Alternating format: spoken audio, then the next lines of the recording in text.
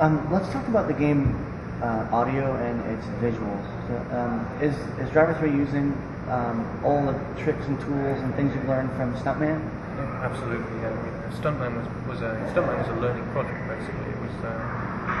It was our way of learning the PlayStation 2 hardware and producing a game using that knowledge as we went along. And obviously that we learned a lot from producing Stuntman that was able to go into Driv3r. Specifically, the physics engine from Stuntman has gone into Driv3r more or less as is, with some optimization and new features. It's not. I've seen written in places before that Driv3r is using the Stuntman engine, which isn't the case. It's using the physics engine from Stuntman, the graphics engine, the rendering engine, and everything's completely different from Driv3r. Oh, okay. It's a completely different environment altogether, totally free-ranging in the city. But the physics engine comes across. So everything that we learned on the rendering side got put into the new renderer, and the physics engine we were just able to optimize and optimize. And how do you think this engine is better than, say, for instance, the one in Stuntman?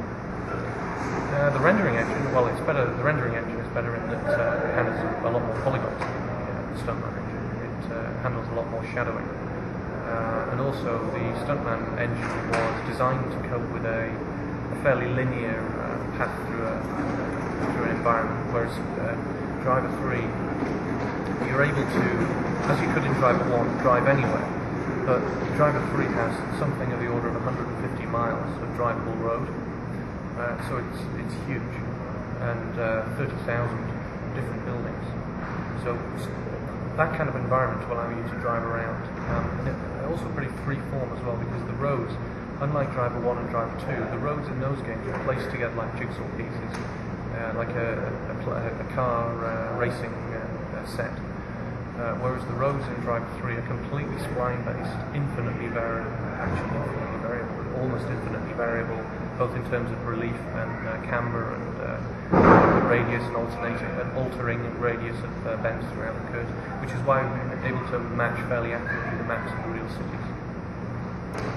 Are you thinking of hiring any sort of movie level actors or actresses to do the voices in the game? Yeah, there's definitely something that we're doing at the moment, which is tying together Hollywood with the game, but it's not actually finalised yet, so I can't really talk about it at all. That's information that they'll be releasing later, should I know. And also, what kind of music will the game have? I think the music in the first one was very interesting. Some of it was, very sort of 70s based, right? Action kind of 70s TV show music. What's your design this time?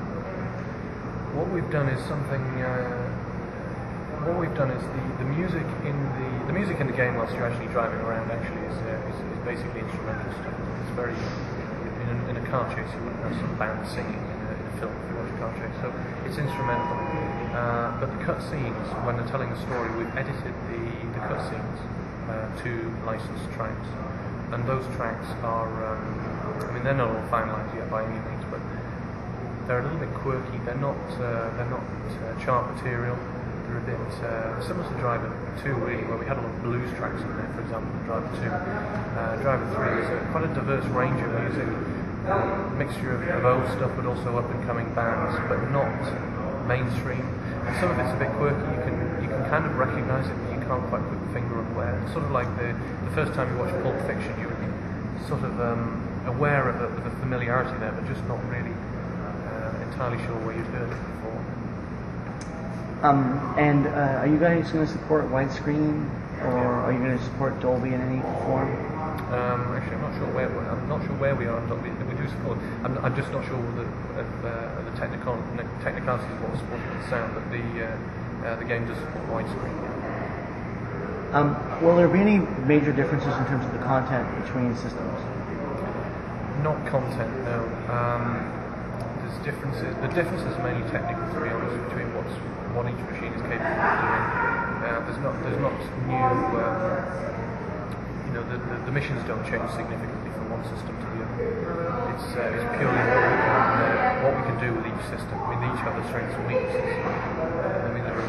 There are strengths of the PlayStation 2 that the Xbox doesn't have as well as Right. The PlayStation 2 allows you to do Dolby Surround and Dolby Pro Logic 2, whereas the Xbox would allow you to do 5.1. Yeah, but also from a technical point of view, the flexibility the PlayStation allows us to do certain things as well. And but on the other hand, the Xbox has the advantage of just the resolution issues and so on that mean that without doing any extra work, you have a cleaner image to start off with. Right. So that's where the difference is. And it's also coming out on the PC? Yes, but not till well after the PlayStation. So, how would you be able to control it on the PC? Are you using a keyboard, or are you going to support any peripherals? We'll be supporting analog peripherals and obviously control on the keyboard, but the game really benefits from some sort of analog control because of the steering. Steering and acceleration as well, obviously. So the plan is to support a range of, on the PC, a range of the steering wheels and analog pads and so on. Mouse controllers will be supported, but it's very hard to control a car with a mouse. A lot of people want to compare Driv3r to Grand Theft Auto series, and a lot of people have done that over the years. I realize that Driv3r is a different game. It's not meant to be a Grand Theft Auto killer or anything like that. How do you sort of differentiate your game from the other guys? Well, I never really see. I really see Driv3r as a car chase game, and it's going back to the original spirit of the first game. I don't think you could ever call Vice City a car chase game. You know, the cars are normally a means of getting from A to B to have a mission to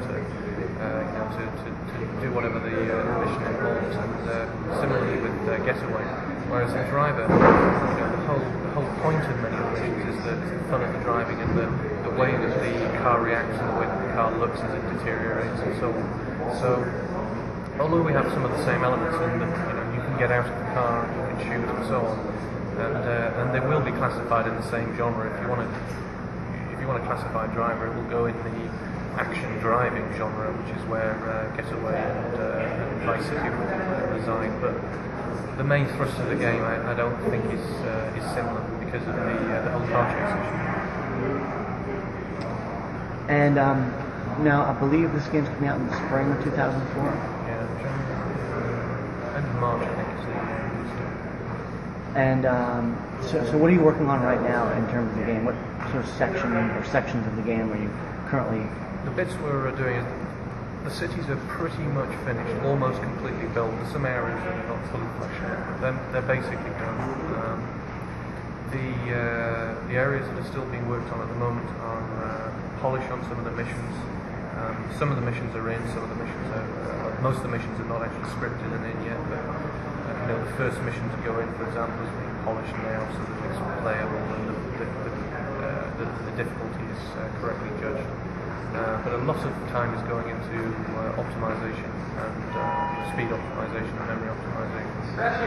The usual situation is nothing needs to fit in, and so they have to spend a lot of time doing compression to try and get stuff to fit in. Are you planning on having the game run at 30 or 60 frames per second? It won't be 60. It's 30. It's always been 30. It's because there's so much going on the screen at one time. The problem, we have different issues to, say, Gran Turismo, for example. Gran Turismo is a racing game which is on a track. And although some of the tracks appear to be in the city, with these offshoots to the side, it's basically is a track. But the fact that we have to drive off in any direction and we're constantly streaming the geometry and textures off the DVD player, plus the fact that this city is full of other cars driving around and people driving around, that limits us substantially. And because you can drive right up to the buildings and in some cases enter the buildings, the amount of detail that we have to put into the scenery itself is that much higher than a normal racing game. You see a building here, you can't get to it because there's a crash barrier in front of it. There's a certain level of detail that you need to build into it. But if you're allowed to drive right up to it, get out of the car and scrutinise it, climb on the balcony, that's a whole different level of detail that you can put in there. So those are some of the issues. Is there anything that you want to talk about with regard to Driv3r that we haven't covered? Anything in particular you think is really outstanding that the fans of the series or potential buyers would want to know?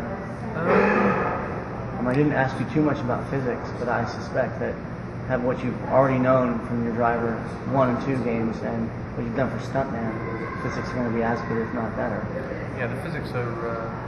That's key for me, because the whole point about Driver is the way that it feels. It feels like a big, heavy American muscle car. And if you to watch the replays afterwards, then the way the car slides around a bend, the back end hanging right out, it's just balanced, just like watching a movie and a car doing the same.